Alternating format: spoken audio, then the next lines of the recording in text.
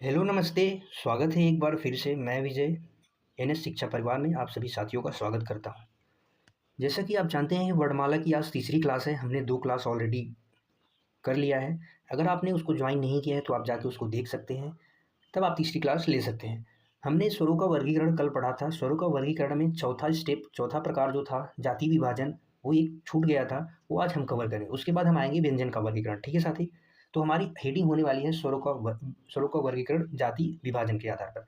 अगर आप हमारे चैनल पे नए हैं तो चैनल को लाइक शेयर सब्सक्राइब जरूर करें और वीडियो को अंत तक बने रहें, जिससे कि आपको सारी चीज़ें अच्छे से समझ में आए। और हम बार बार यही कहते हैं कि आप शॉर्ट नोट्स बनाएं, अपने हाथ से नोट्स बनाएं, इससे आपको बाद में रिवाइज करने में आसानी हो और आप किसी भी एग्जाम्स के लिए आप ये क्लास ले सकते हैं। मज़ा आ जाएगा साथियों, गर्दा काट देंगे। ठीक है, इसी के साथ में शुरू करते हैं।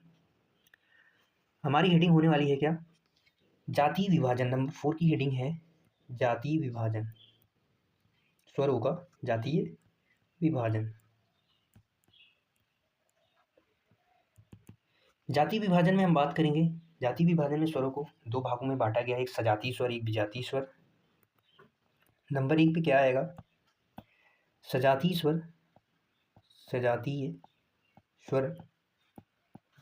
नंबर 2 पे आएगा विजातीय स्वर, विजातीय स्वर।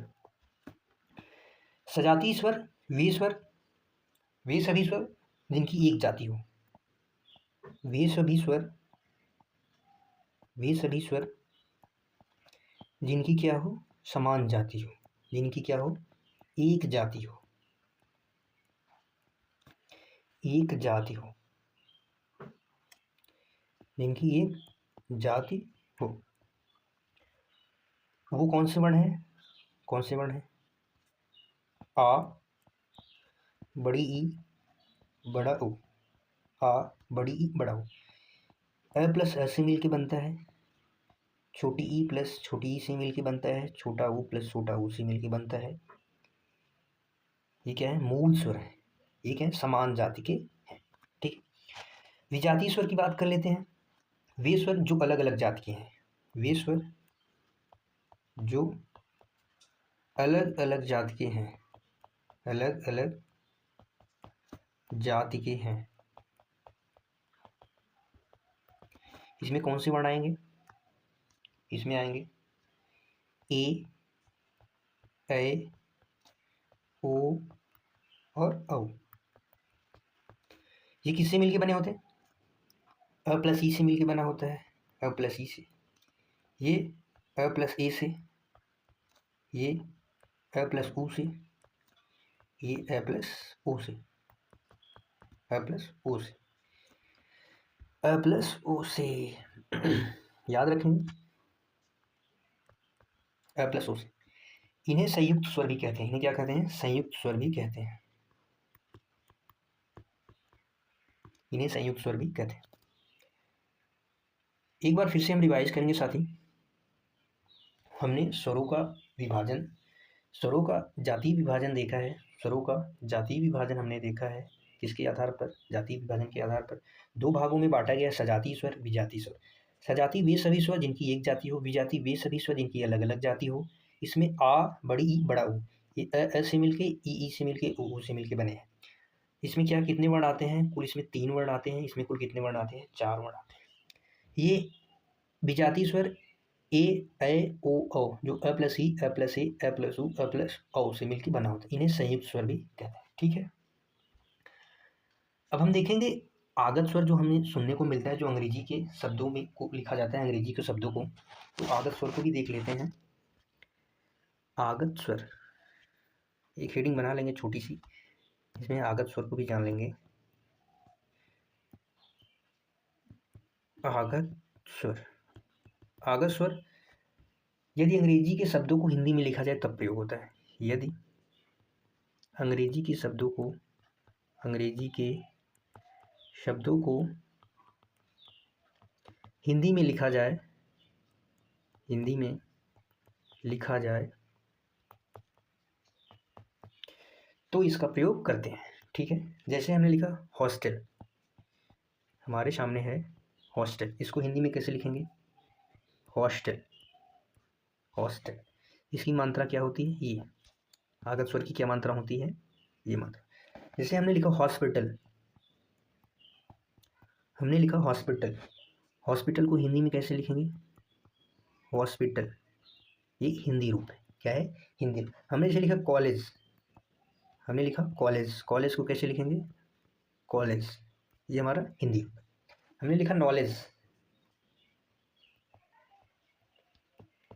नॉलेज को हिंदी में कैसे लिखेंगे? नॉलेज को नॉलेज ऐसे लिखें। ठीक है, याद रखें, याद रखेंगे साथी। ठीक है सर, ठीक है। अब पढ़ेंगे हम व्यंजनों का वर्गीकरण। क्या पढ़ेंगे? व्यंजनों का वर्गीकरण।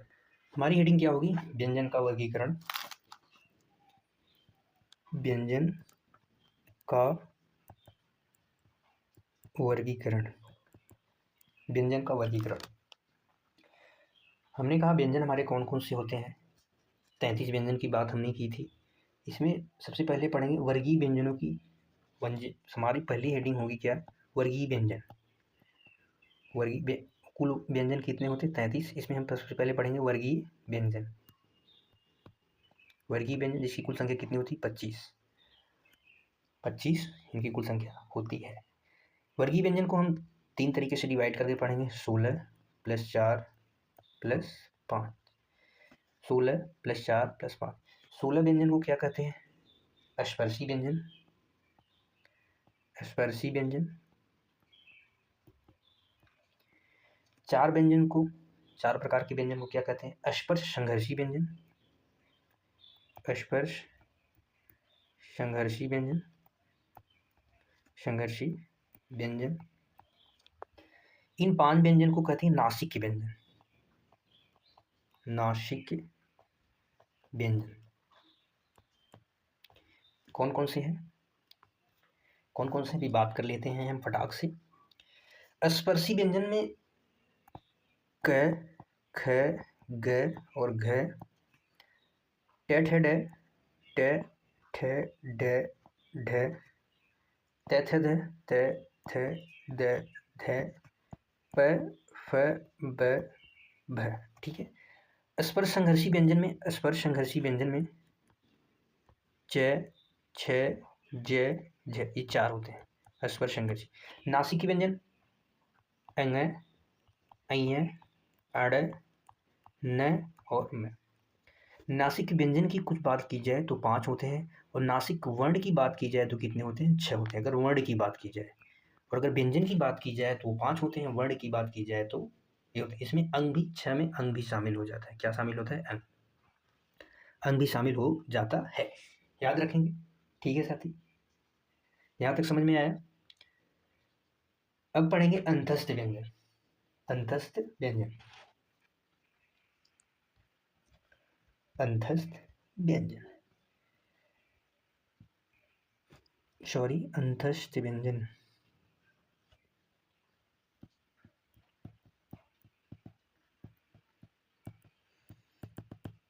अंतस्थ व्यंजन ये कितने होते हैं? 4 होते हैं। कौन कौन से? य, र, ल और व। य, र, ल और व। यहाँ पे एक स्टार बनाएंगे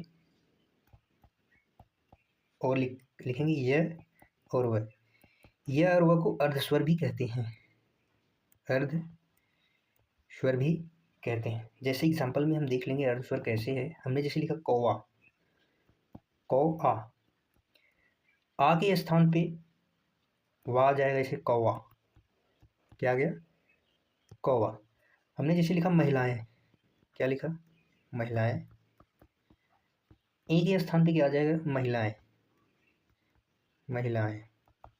ठीक है, इसीलिए इन्हें क्या कहा जाता है? अर्धस्वर कहा जाता है। ठीक है, अब आगे पढ़ लेते हैं, आगे बढ़ लेते हैं। र की बात कर लेते हैं, ल की भी बात कर लेते हैं। र स्टार मार्क करेंगे। र को प्रकंपित, प्रकंपित, प्रकंपित या लुंठित व्यंजन भी कहते हैं। या क्या कहते हैं? लुंठित, प्रकंपित या लुंठित व्यंजन भी कहते हैं। ल को एक और स्टार मार्क करेंगे। ल को पार्श्विक व्यंजन क्या कहते हैं? पार्श्विक, पार्श्विक व्यंजन कहते हैं। ल को क्या कहते हैं? पार्श्विक व्यंजन। र को क्या कहते हैं? प्रकंपित या लुंठित व्यंजन कहते हैं। य व को क्या कहते हैं? अर्धस्वर कहते हैं। य व को क्या कहते हैं? अर्धस्वर कहते हैं। ठीक है, आगे बढ़ेंगे, ऊष्मीय व्यंजन की बात कर लेते हैं। ऊष्मीय व्यंजन, सब कुछ बात कर रहे हैं तो ऊष्मीय व्यंजन को क्यों छोड़ेंगे भाई। ऊष्मीय व्यंजन, ऊष्मीय व्यंजन जिन वर्णों के उच्चारण में जोर से सांस खींचना पड़ता है, जैसे हमने कहा श, यहाँ पे लिखेंगे डिफिनीशन थोड़ी सी। जिन वर्णों के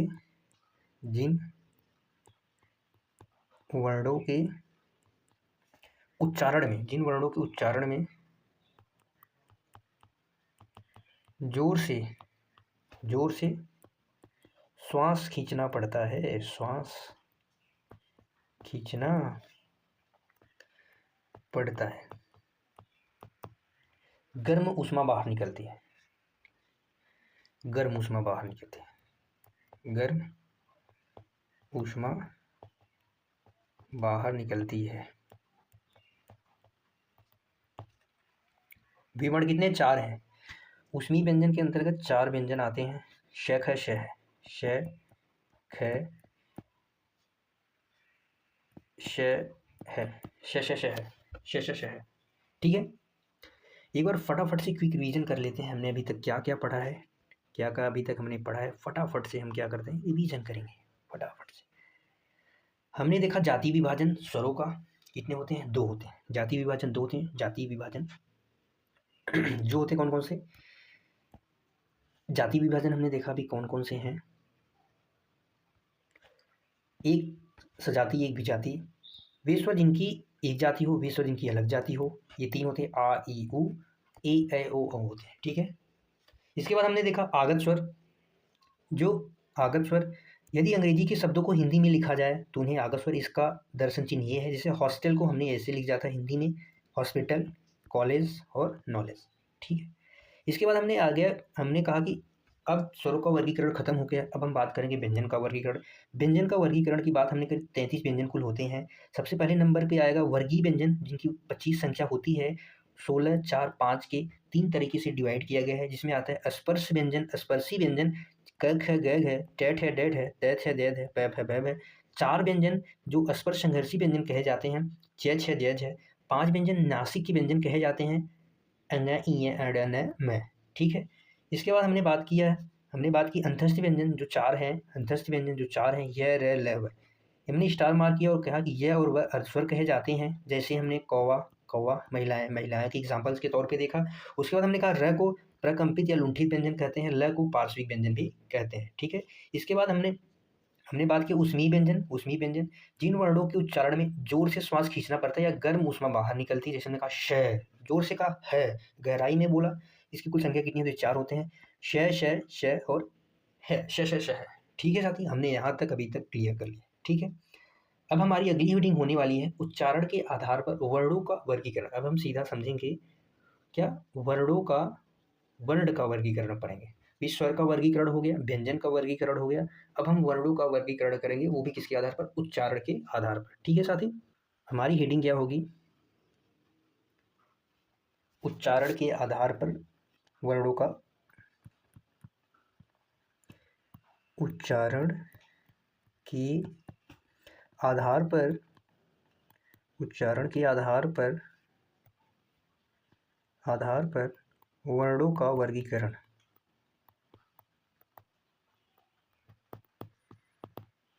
उच्चारण के आधार पर वर्णों का वर्गीकरण। इसमें सबसे पहले आएगा कंठ, कंठ वर्ण, तालव्य, तालव्य। इसके बाद आएगा मूर्धन्य, मूर्धन्य, मूर्धन्य के बाद दंत्य, दंत्य, ओष्ठ, ओष्ठ वर्ण, कंठ तालव्य, कंठ तालव्य, कंठ ओष्ठ, कंठ ओष्ठ। हमने यहाँ पे देखा, हमने यहाँ पे क्या देखा? कंठ, तालव्य, मूर्धन्य, दंत, ओष्ठ, कंठोष्ठ, कंठ तालव्य, कंठोष्ठ। ठीक है, अभी बात करेंगे कंठ तालब में। कंठ में आएगा क वर्ग के सभी वर्ग, जिसमें क ख ग घ अंग और अ और आ है और विसर्ग, ये क्या कहे जाएंगे? कंठ कहे जाएंगे। तालव्य वर्ण च वर्ग आएगा। च वर्ग में च छ ज झ ई है। उसके बाद ई, बड़ी ई, य और स। मूर्धन्य में ट वर्ग आएगा। ट वर्ग के बाद ट वर्ग के सभी व्यंजन ट ठ ड ढ अड़। उसके बाद री से ऋषि, र और श। फिर उसके बाद दंत में त वर्ग आएगा। त वर्ग में ल, श और ज। ठीक है। ज वो भी अरबी फारसी का शब्द है, नई विकसित ध्वनियां हैं, अभी आगे बात करेंगे। ओष्ठ में प फ, प वर्ग के सभी व्यंजन प फ ब भ म, उ, बड़ा उ। कंठ तालव्य जो कंठ प्लस तालव्य से मिलकर बना है, कंठ है, ई तालव्य है, ई तालव्य है। और उसके बाद ए और ए के वर्ण क्या होंगे? कंठ तालव्य। कंठोष्ठ के वर्ण क्या होंगे? ओ और स्वर कहे जाते हैं। इनका नाम याद रखें, अक्सर एग्जामों में ये पूछा जाता है। ठीक है साथी, इतना याद रखें। हमने कहा नवीन विकसित ध्वनियाँ। नवीन विकसित ध्वनियों के बारे में थोड़ा सा बात कर लेते हैं। नवीन विकसित ध्वनियाँ, 5 नवीन विकसित ध्वनियाँ हैं, एक स्टार मार्क करेंगे। कौन कौन सी है? क, ख, ग, ज, फ। ये क्या है? अरबी फारसी के शब्दों में इनका प्रयोग होता है। अरबी फारसी के शब्दों में प्रयोग होता है। अब अरबी फारसी के शब्दों में प्रयोग होता है। इनको क्या कहते हैं? नई विकसित ध्वनियाँ। क्या कहते हैं? नई विकसित ध्वनि। इन्हें क्या कहते हैं? नई विकसित ध्वनि कहते हैं। इनका सबसे पहले प्रयोग हिंदी भाषा में, लिखेंगे, इनका सबसे पहले प्रयोग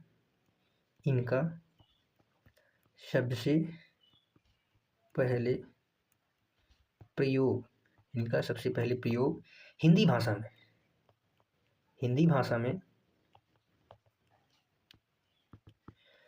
राजा शिव प्रसाद सितारे हिंद, राजा एक लेखक हुए, राजा शिव प्रसाद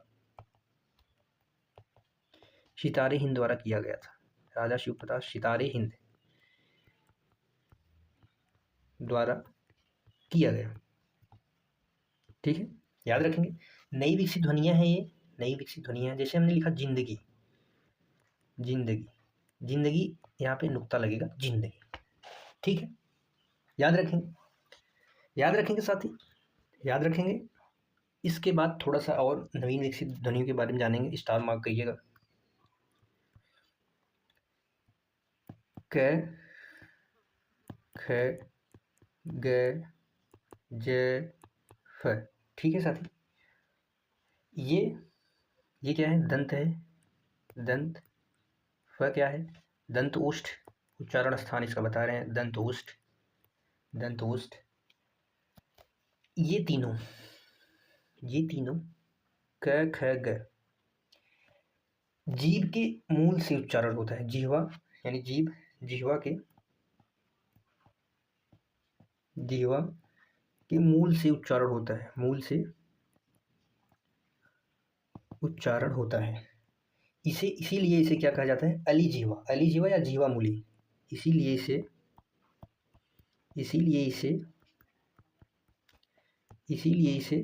अली जिह्वा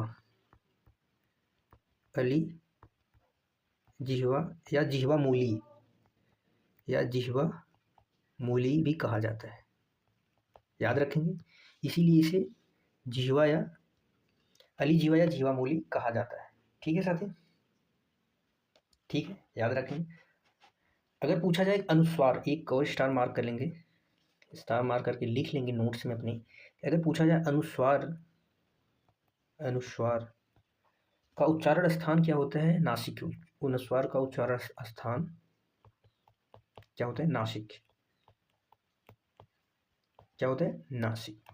इतना याद रखें। ठीक है साथी, अभी तक हमने क्या देखा? एक बार थोड़ा सा जो नहीं रिवाइज हुआ है उसको रिवाइज करेंगे फटाफट से, क्विक। ठीक है साथी, हमने अभी तक देखा कि यहाँ से जाति विभाजन हमने देख लिया है। एक बार 2 प्रकार से बांटा गया है, जाति, सजाति, विजाति। ठीक है साथी, इसके बाद आगत स्वर की हमने बात कर ली है। आगत स्वर कौन कौन से होते हैं? आगत स्वर में अंग्रेजी के शब्दों में, हिंदी को अगर लिखा जाए तो आगत शब्द का प्रयोग होता है। इसके बाद हमने देखा कि व्यंजन का वर्गीकरण, व्यंजन का वर्गीकरण 33 थे, वर्गीय व्यंजन की हमने बात की है। उसके बाद वर्गीय व्यंजन की बात की, अंतस्थ व्यंजन की बात की, उसके बाद ऊष्मीय व्यंजन की बात की, उसके बाद उच्चारण के आधार पर वर्णों का वर्गीकरण किया। कंठ में क वर्ग के अंतर्गत सभी वर्ण, फिर अ और ह विसर्ग। तालब में च वर्ग के सभी वर्ण, फिर ई और यस। मूर्धन के अंतर्गत ट वर्ग के सभी वर्ण, फिर री, र और शश। दंत में त वर्ग, ल, श, ज। ओष्ठ में प वर्ग, उ और ऊ। कंठ तालब में कंठ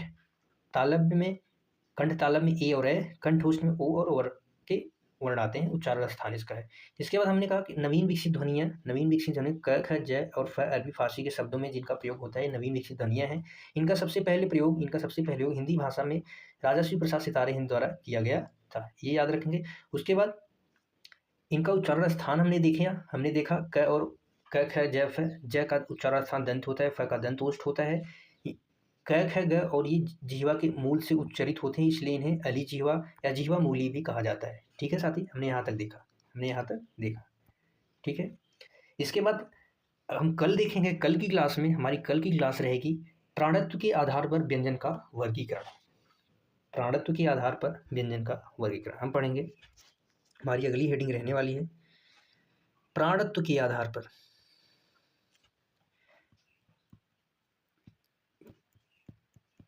प्राणत्व के आधार पर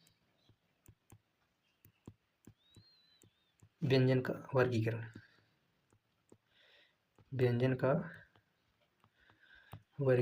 ठीक है साथी, ये कल देखेंगे और ध्यान से नोट्स बनाएंगे। ठीक है साथी, आज के लिए बस इतना ही।